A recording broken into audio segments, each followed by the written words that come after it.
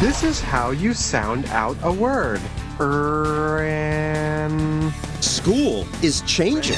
Unlike traditional hour-long lectures, our courses break down complex ideas into short video segments that are easy to digest. Now we're going to talk about text processing. Entrepreneurs found ways to make learning fun. You lose a life when you get something wrong. School is fun? Yes. But if they make it to college, they'll have to struggle with the cost. $60,000 a year. So she's, yeah, woohoo. This girl paid for Duke by doing pornography. She joins us to debate politicians who want to give away more of your money. My administration is increasing federal student aid so more students can afford college. Education and its enemies. That's our show tonight.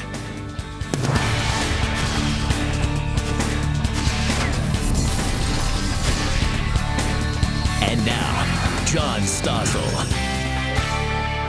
The biggest education controversy this year is over something called Common Core.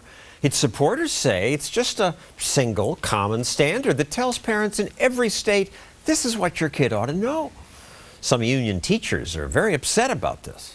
These standards are crippling. They are crippling our students' education and their joy of learning, because with Common Core standards, they must constantly struggle and struggle to push themselves in levels that are not developmentally appropriate. The kids must push themselves beyond what's appropriate. No, say Common Core supporters, these standards are appropriate and better. And now we'll have a way to measure whether kids learn what they need to learn, when they need to learn it. Life is full of measuring sticks. How smart we are, how fast we are, how well we can, compete. But up until now, it's been pretty hard to tell how well kids are competing in school and how well they're going to do when they get out of schools. That's where the Common Core state standards come in. What does Common Core mean for your kids? Well, here's a sample math problem. Compose and decompose numbers from 11 to 19 into 10 ones and some further ones by using objects or drawings, and record each composition. That's my producer, Ricky Ratliff, right outside the studio, asking people to solve a Common Core math problem. 10 plus 8. Understand that these numbers are composed of 10 ones and 1, 2, 3, 4, 5. Seem complex? No kidding. And yet that is a problem for kindergarten students, 5- and 6-year-olds. Seems crazy to me. And yet Robert Pondicio of the Fordham Institute says Common Core is a good thing. It'll help American kids compete. Joy Pullman, education researcher for the Heartland Institute, says no, Common Core is just more central planning, and that has failed again and again. Robert, you are taking from her and from more people now heat for supporting Common Core. You're from a conservative group which usually supports market competition. Common Core? Why? You have to remember what led us to this point, okay? Not that long ago, we had 50 different states, 50 different standards, 50 different tests.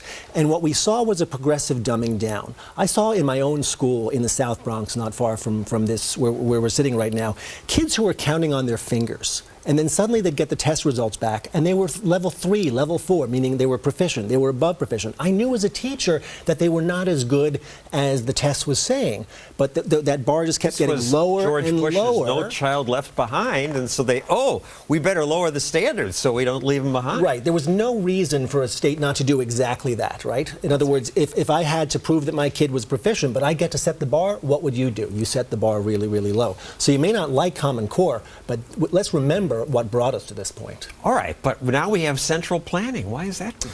I'm not sure I agree with it as central planning. Look, I'll be completely honest with you. If one of the criticisms of Common Core is that you had 41 states, racing to the trough, as it were, to get the federal money. Sure, that's a legitimate criticism. And honestly, I wish it hadn't happened. But you can't unring a bell, It's really John. easy for Robert to go here and sell how great this would have been had it been done in a non-coerced fashion, but it was done in a coerced fashion. And in fact, the folks who wrote Common Core asked the federal government to come in and force all the states to do it. And some states are now saying, oh, we were in, but now we want to be out.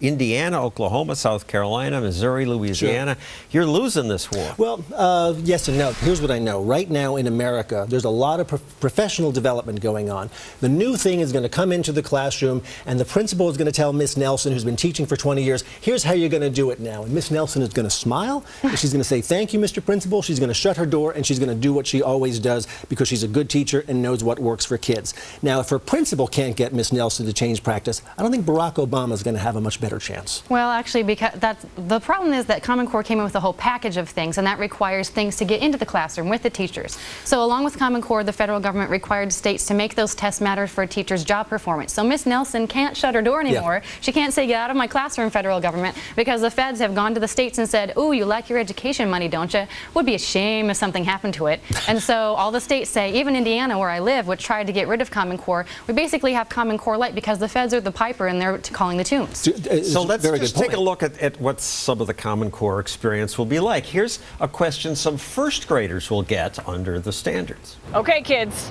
class is in session. What is 32 minus 12? 20, right? You just subtract.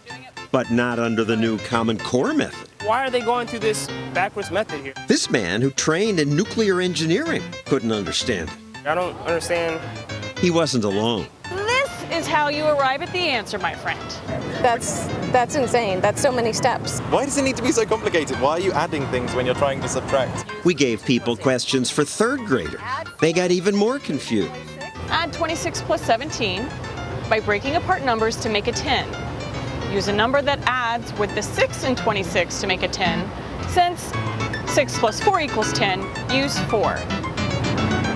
What? We gave the engineer another shot. You're looking lost? Yes. Why would you break that down that way? I think that's literally 4 steps more than you need to get the same result. Make sense? No, that's ridiculous. Now I know why he's having trouble in math, of which I had to pay for math tutors. Robert, a lot of people are saying, yeah, my kid doesn't like math anymore. Yeah. Well, but what I would say is that's not Common Core. I mean, when I was teaching 5th grade in the South Bronx, I saw equations like that in my everyday math textbook. That's one of the misconceptions people have. Every day I go on Facebook or Twitter and I see homework assignments and people say, look, that's Common Core. This has been around for a long time. Common Core done well. These are questions that are part of the curriculum in this state and some others. Well, that's another issue altogether. If you're talking about... No, it's not, John. It's not another issue altogether. If you look at Common Core, what it does, the exact text of it says to do exactly what Ricky was out there doing. It tells kids from 1st through 3rd grade, you have to play all these number games before we get to what you call the standard algorithm, you know, but stacking the numbers. It must be a better way to learn. These aren't idiots pushing it. Oh, that's right. I mean, I think that's maybe assuming too much. Robert, I like your Twitter account background where you have Bart Simpson saying, writing on the blackboard, I will quit blaming Common Core for everything. Sure, Common Core has become a whipping boy. It's blamed for everything from bad textbooks to mystery meat in the cafeteria. It's just gotten silly. Central planning ought to be a whipping boy. Instead of you guys getting together and saying, here's what everybody will learn, why not give kids choice, vouchers? Look, I'm a big choice advocate, but I don't see any conflict between choice and standards. And I'll give you an example. All of our cars were built to a certain safety standard. Nobody told us what kind of car to buy, whether we should buy an SUV, a sedan, but they all have certain features. They've got brakes, they've got seat belts, they've got airbags, etc. Do you not want those things? That's what standards do. I would think the market would do it better, actually, but you've come to accept it with cars, and we accept and with food, and with building codes, and with... Well, no, I'm going to one-up your thing, though, sure. Your car example, because one of my favorite ways to explain Common Core is the Henry Ford response about back when he was making Model Ts. You can have any color you like, so long as you have it black. And that's not central planning? You can, well, no, my point is, you can have any curriculum you want, as long as your curriculum makes the kid look good on tests. And so when the tests Ford come in... had the deal with GM and competition. The government school system has no real competition. You know what I find strange about this conversation is one of the big criticisms of Common Core is its central planning. But who buys textbooks? Who hires teachers? Okay? Local school districts. So you've got folks who are saying we want, be that as it may, but it's not the federal government's not telling you who should teach your kid in your local school district. They're not telling you what textbooks to buy, etc. So everybody's very quick to blame. Well, the Gates Foundation is, though, because they set up a committee to review those textbooks for correct fit to Common Core. You suggest this is all the Gates Foundation imposing some scheme on America. And because that comes with money, of which your organization got almost $1 million, you educrats tend to accept it. Back in 1833, you know what was not standardized in this country? Time. There was different times in Fort Wayne and Columbus and Cincinnati and Dayton. It was 1207 All here, right, 1215 it's good that there. time is standardized. But wait a second. And you know why? How we have standard time? Who gave us that?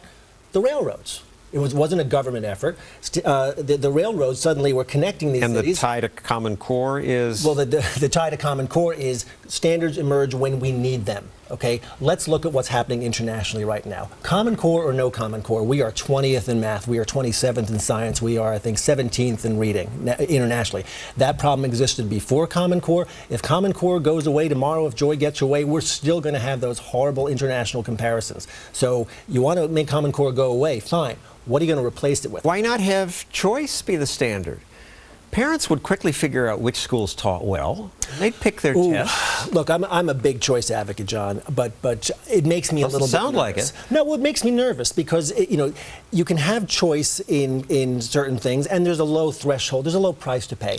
If somebody chooses badly, you don't get a second choice at your education. Well, so they're getting no good choice now. They're stuck in a monopoly. Okay, so where's the conflict between saying we want choice, but everybody, just like everybody who builds a car, has to build a car to a certain safety standard. But if you want to run a school, there's certain conditions you have to meet. On the street, we only found one person who liked the new standards. The concept behind it is a really good idea. This is a teacher who's been teaching Common Core.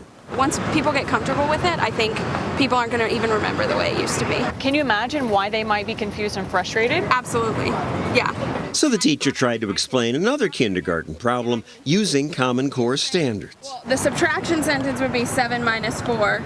There's 3 left. But if you need one that relates to it, it would be this one because it has all the same numbers. I don't understand though. We just said subtraction sentence, but you're showing me addition. Yeah, I don't know why they did that. Joy? Well, I think this really further illustrates, I was thinking what we were talking about earlier is when we're talking about standards, this is the problem with calling this set of Common Core conglomerations standards, because the standard basically implies that there's, something good about it, inherent within the term. So safety standards are something completely different, but that's on a completely different level than walking into a classroom, walking into a community and saying, we know more than you about what your kids should learn when, But what I don't understand, Joy, is that you're uncomfortable describing the level that kids should be able to get to educationally, but you're comfortable saying exactly what they should learn in school? Well, I'm comfortable saying that for my own children. I'm not comfortable saying, yes, I should be the great education pariah and get to decide everyone's curriculum. So I look at the Common Core standards as basically all but saying do core knowledge. Make sure that kids get a lot of history and science and art and music because that's what builds strong readers. That's what I've been arguing about for 10 years. And suddenly it's a bad idea? No, that's a really great thing to say about 57 words out of 640 pages in Common Core. This 57 words say, oh, this should be accompanied by a great curriculum. Yeah, but then they don't go on to provide that great curriculum. That's what's been missing. Because we can't, Joy. We're not allowed by law to and good. I don't want you central planners designing a curriculum. Thank you, Robert and Joy. To join this argument, you can tweet using that hashtag #BackToSchool or post on my Facebook page. We want to know what you think. Coming up, better ways, in my opinion, better ways to learn. Lingo teaches you to read, write, listen, and speak. Also, the absurd cost of higher education and what this girl did to pay the absurd cost.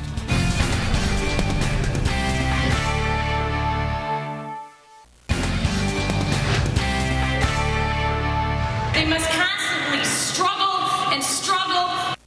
Watching the debate over Common Core, you'd think this proposed reform is something new and unique, but it's not. As Andrew Ferguson points out in this Weekly Standard cover story, Common Core happened just 8 years after President George W. Bush and Ted Kennedy got together to give us another revolutionary approach to learning, No Child Left Behind. In that box is the bill. I don't intend to read it all. He signed it without reading it, and the crowd cheered.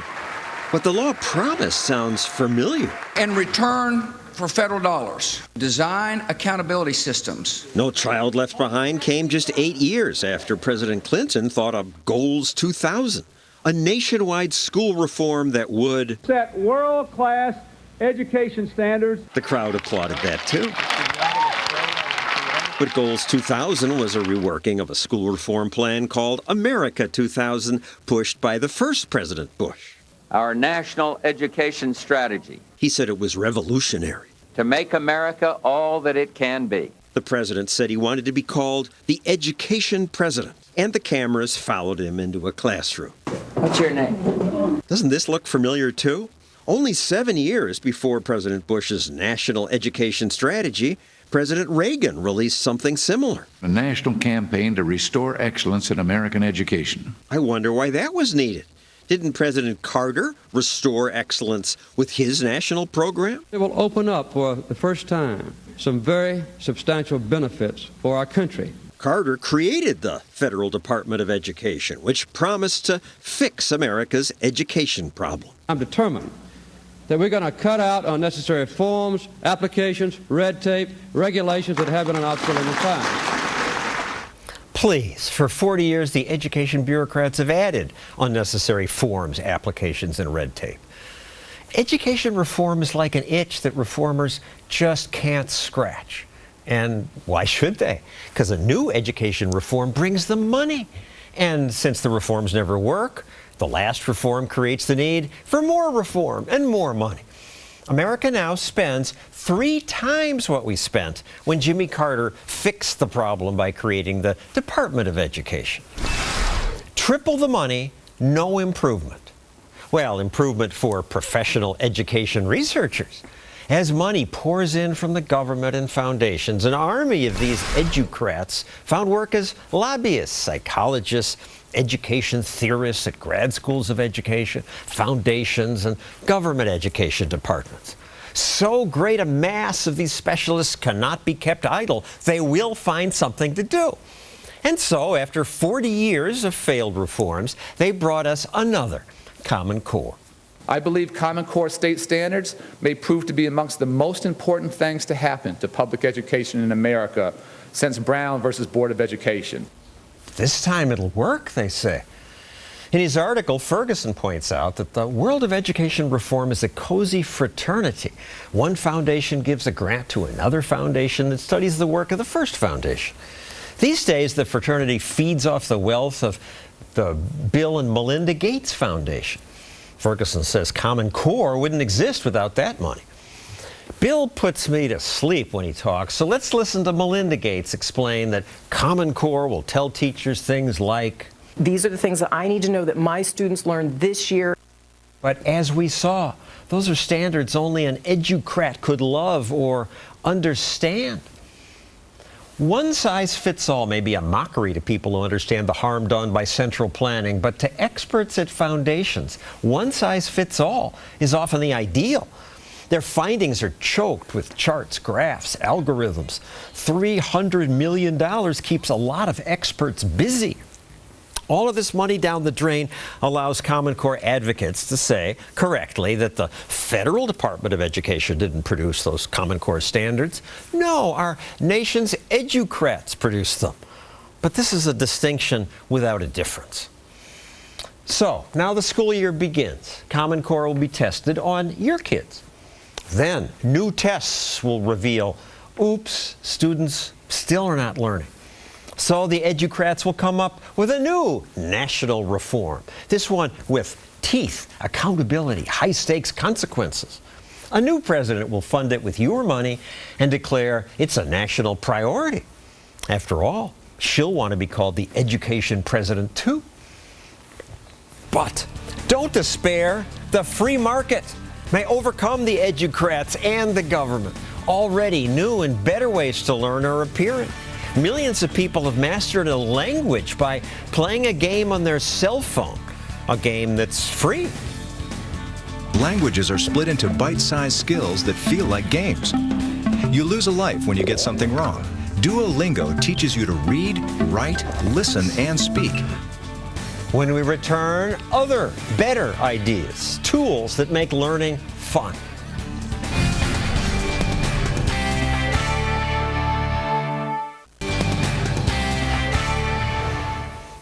Do you want to learn a language? You could go to a school and take a course, or now you can download this phone app.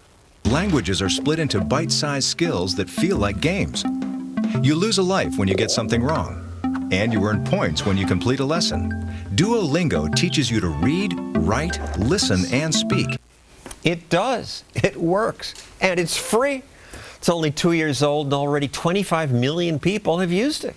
Many say it's better than a college course. An independent study found that 34 hours on Duolingo are equal to a whole university semester. Probably because the computer program gives you instant customized feedback. If you get it right, it moves on, moves you ahead. If you make mistakes, it slows down. It's a better way to learn. Thanks to new technology, all kinds of good things are happening. And here to tell us about some of them is Karen Mahon. She runs a company that reviews education apps. So Duolingo really is a better way to learn a language? How do they make money? So it's a really interesting model that they have at Duolingo, and not like something that I've seen with any other app company. What they do is once their students have developed some skills in the language, they allow the learners the opportunity to translate documents like menus and similar things, and then Duolingo sells those to companies. Now, there's something called telepresence robots. What's that? Yes, so you may not have seen this, and what this is actually a robot that is in a classroom, and it may be the face, where the face ought to be is an iPad, and the kids can then communicate with a teacher at a distance. A remote teacher can view the kids and their work through the iPad, and it's just a fascinating sort of alternative, I think, albeit some have said a bit creepy. Karen Company's most excited about interactive education like this. This is how you sound out a word. This obviously is for little kids. Right. This is an early reading program from a company called Headsprout. And what's really exciting about this to me is that it's a completely adaptive curriculum. So literally response by response, the curriculum can change to meet the needs of the learner. It has to be better than any classroom instructor. What we see with this kind of adaptive instruction is that it can do a much finer level of analysis and on-the-fly adjustment than a human is capable of for every individual child who uses it. There's also something called Splash Math. Sure, and that's an app that I happen to have here. And with these apps, with the best apps that we see on the market today, we see them adjusting in real time to what the learner is producing. Maybe that's advancing if a student can go a little further, or remediating if a student needs more help. Why does this get a good review from you? This particular app gets a good review from us because it has lots of things that we like to see.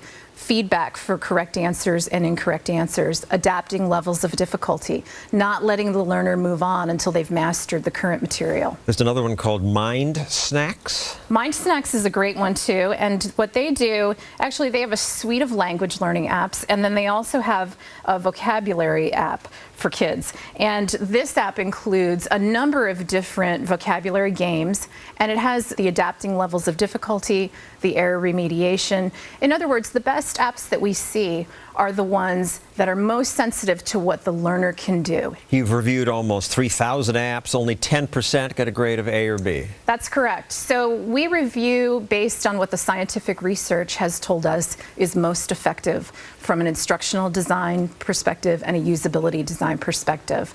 And the sad fact of the matter is that there just are not a lot of really high quality instructional apps available on the market. But there will be, because they have to compete with each other. They have to compete, but you'd be surprised at how some people choose their apps.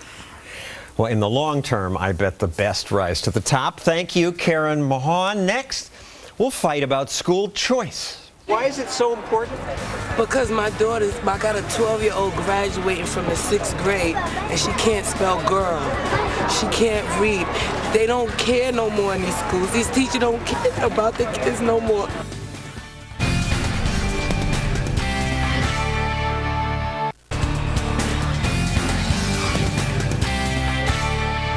This line goes on and on forever. Goes around the block. People lined up because they hope to help their kids escape bad government-run schools by getting them into a charter school. But even after waiting in line, their kids may not get in because the line just got them in the building where they had to enter a lottery. Thousands of parents entered the lottery hoping for one of only a few hundred spots. Here are some of the winners. Congratulations. Why are you so happy? I prayed for this. But there are many more losers than winners. This woman just realized her grandson won't be picked. She's upset, but she tries to comfort her grandson. I know your heart is broke. Mine broke too. This is why we need school choice. Their hearts shouldn't be broken, says Betsy DeVos of the American Federation for Children. I agree with her, but Brian Jones says we're both wrong about school choice. Jones, a former teacher who's running for office now as a Green Party candidate. So choice makes things better. Well, choice can make things better, but in education, choice means that we are setting up children in a situation where they're competing against each other and where schools are competing against each other. Often the problem is that it's not the parents who do the choosing, but as we saw in that clip, it's the schools that do the choosing. And so what do you mean? Oh, if there's a lottery, but if you allowed more charters, then the parent could pick a charter. Sure, except that we see a pattern in charter schools, and especially the most celebrated charter schools, of pushing out students who have special needs, students who are English language learners. That's absolutely false to begin with. The reality is that most charter schools in this country take the kids that are doing poorly in the schools that they were assigned to. And all the parents want is greater choice for their children. The more choices we have, the more competition we have, but also the better product or the better learning opportunity for the kids. Yeah, Brian, I would think so. Why not just let them go to either one of your government schools or one of her charters? Just let the parent pick. Right, except we're not letting the parent make all choices. There are certain choices that are not on the table. It's not a choice between stay and improve your school or go to this charter school. There's no choice to reduce class sizes in your school. The only choice that's being created for parents is the choice to pull your child out and try one of these other schools. That's what makes schools better. But it hasn't made the schools better. Because there hasn't been competition. It has. The reality is in Florida, where there's probably the greatest array of choice, the schools, the districts in which there are a lot of choices for parents, the traditional public schools have actually gotten better, but the reality is that when you give parents choices, they make good choices on behalf of their kids, and they're happy with how their kids are doing. If they're not happy, they change to another school. And that's in every other area of our society, choices work. We need parents to have the power and the opportunity to transform their schools. You showed a line of parents waiting to get into a charter school. I could show you a line of parents waiting to testify to save their public school from being closed down. Save it? We were going to save these schools for the last 50 years. Because there has been a push by people like yourselves to promote choice and to push parents out of the public system and into a more free market model. The reality is we've been stuck in a factory model of education for 150 years. We're not in a factory model of society anymore. But a lot of the choices that are proliferating have nothing to do with really innovating and teaching and learning. They're a different model of organizing schools, but they're not a different teaching technique. In fact, some of the most celebrated charter schools are even more emphasize testing and test preparation than do their public school counterparts. But there are others that are innovating. The parents can choose. The problem is the more that we emphasize the proliferation of numerical options, the more we drain resources away from the public system. The public system needs to be robust and well-funded so that it can take anybody who walks through the door and serve well-funded? What is enough for you? Well, let's look at what's happening right now in the charter schools who claim, like Eva Moskowitz's Success Academies, who claim, the resources don't matter, it's not about money, and yet they spend more money per pupil than the average public school. They're raising money on Wall Street. What for? The reality is that most schools that parents choose don't have as much as the traditional public schools, and yet they're doing better with what they have. I think what we're talking about is shuffling around resources instead of dealing with the question that stares us in the face, which is why won't this country, this state, these cities provide all children with what we know to be the resources they need, with small class sizes? How much size. money you want per kid for your school? Well, I don't have a number at the tip of my brain, but I know that in $10,000 per student? For example, we have in this country, we have enormous, extreme divergences between what students will get in school A and school B. You don't want to name a number. Are you implying that we're spending less on schools than we used to? Well, look, I understand that there are ways in which school spending has increased. Some of the spending increases we've done, I think we need to take that money and do different things. We're spending enormous sums now on testing. Well, if there's choice, then a school can do that. Except there's not all choices are on the table. Choice, but there's not all choices on the table. We don't have the choice in the current system. Let's put them all on the table. Let's put them all on the table. That's exactly what we're advocating for. On that note, thank you, Betsy and Brian. Coming up, I'll fix what's wrong with education. But next, what this college student does to pay for her ridiculously expensive college. I think that porn, for me at least, is extremely liberating and it's extremely empowering.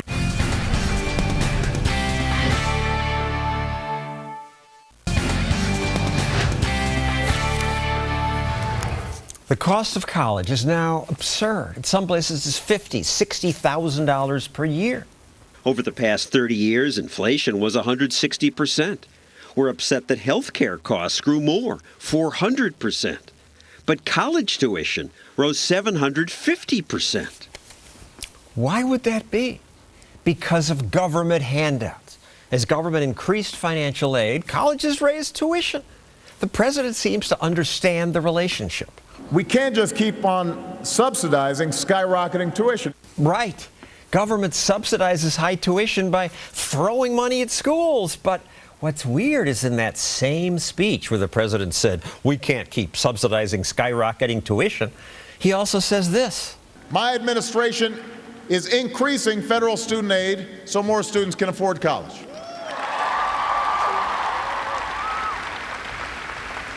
Hello? Doesn't he see the disconnect? I think he does, but he still panders for votes by giving your money away. He also told young people, student loans, don't you worry about it, we'll take care of it.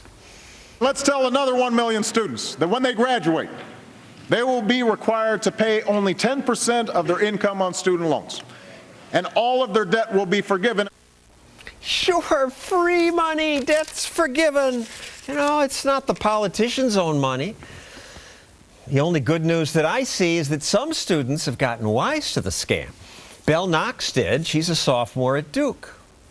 Belle, we shouldn't forgive all college loans? If we forgive student debt, the same thing that happened with the mortgage crisis is going to happen, and creates a moral hazard. It invites people to behave badly. I'm glad you get this concept. And the audience should know Belle may be more knowledgeable about college costs than most students because she became a controversial news story after it was revealed that she works as a porn star to pay for Duke. $60,000 a year. So she's, woohoo. So she's here to tell us why she chose this route to make the money. So why did you? I was 18 years old and I didn't want to be saddled with $240,000 plus in loans by the time I graduated from college. I didn't view that as a sustainable way to live my life, and I didn't see how that would help me in the future. I only saw it holding me back. So I wanted to pay my tuition out of pocket, and with, employment being the way that it is and how hard it is to find a job, especially as somebody with no skill set, I turned to adult films, and it's given me a wonderful life economically. Economically, but a lot of people are just repulsed by the idea. One of the hosts of The View said, my heart breaks, it does, when I hear this. A National Review writer described you as a confused little girl who took a shortcut to bling. So me taking out loans to them would have been more moral and more just. People don't view adult film or sex work as an honest day's wage. They think that I'm just taking the easy way out. But in reality, I'm working hard for my money and I'm paying for college. I'm not relying on any government loans or any government aid, and I think that's something I can definitely be really proud of. I think so too, and nobody coerced you, and you're not coercing anybody. Why does Duke cost $60,000? It's not the worst. Sarah Lawrence costs more, but Do you believe that these colleges spend more because of the free money they get from the government? Absolutely. We have exorbitant amount of demand for college, and that's only grown exponentially in the past few years because people like President Obama keep drilling it into our heads that the only way to achieve the American dream is to go to a four-year institution. So we have this huge demand for colleges, and colleges can respond in two ways. One, by either opening up more enrollment seats or by increasing tuition. And there's no push for tuition to go lower because the government keeps throwing money at it, and there's such an inelastic demand. So essentially, colleges like Duke or Sarah Lawrence have no incentive to lower tuition because the money just keeps coming in and people are always going to keep enrolling. And they spend it on things like saunas in the both men's and women's locker rooms at Duke. They paid a rapper $70,000 to perform there. They pay the college president more than $1 million a year. Little market discipline would do colleges good. Absolutely. If we're forgiving all the student loan debt, eventually the system's going to collapse and colleges are going to lose the income they've been depending on for all of these renovations and this other this other spending that's just completely unsustainable. How do your fellow students respond to your porn work? Is it uncomfortable on campus? It's been mixed. I've had a lot of students really bully me and harass me, but I have had a lot of students who have really come to my aid. I had some wonderful people who wrote letters to Duke, people who wrote letters to the newspapers. So I really learned who my friends were during this time. How do people harass you? I was threatened with death. People threatened to throw trash on me. They threatened to run me over with their cars. Because? What did they say? What? Because your sex work violates their moral code? It's the whole idea of getting paid for sex that just really bothers a lot of people. And it particularly bothered people because I was using a feminist framework to justify my decision to do porn, which is something that a lot of people don't associate with feminism. Well, I'm glad you're not borrowing money from the taxpayer. Thank you, Belle Knox. I assume Belle Knox is not your real name? No, it's not. My real name is Miriam. Okay, coming up, I'll fix America's school. I've got the secret.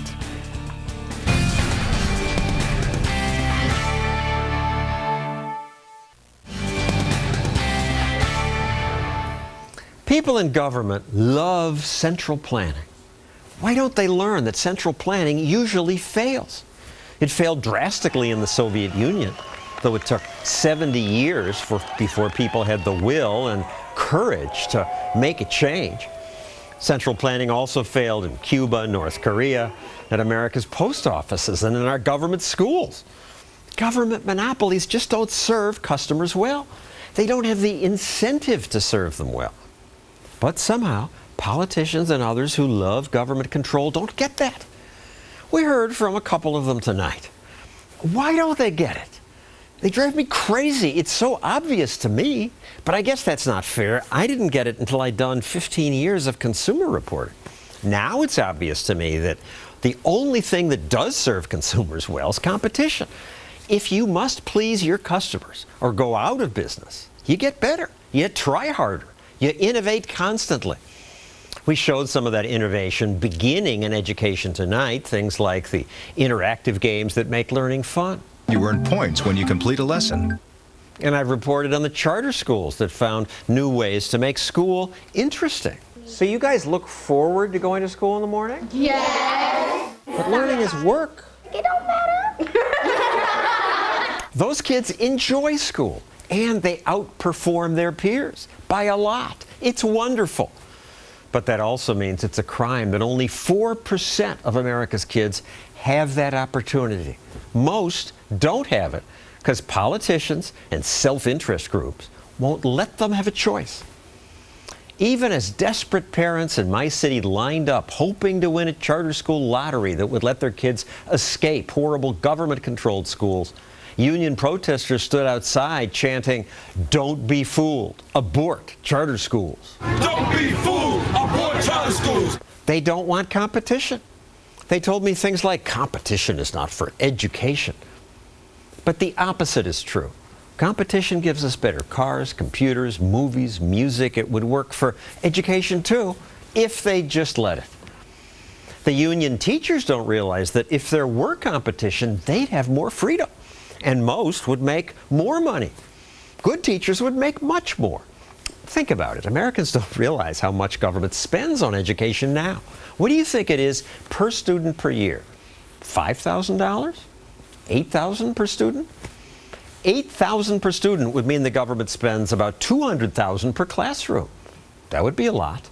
And yet the correct answer is government spends more than $12,000 per student. That's more than $300,000 per class. If there were market competition, good teachers could make $200,000 and have money left over to hire an assistant. So let's take that $12,000 and attach it to the student. Let his parents have a choice. Free them to send him and his $12,000 to any school. Let the schools compete for the money that's attached to his back.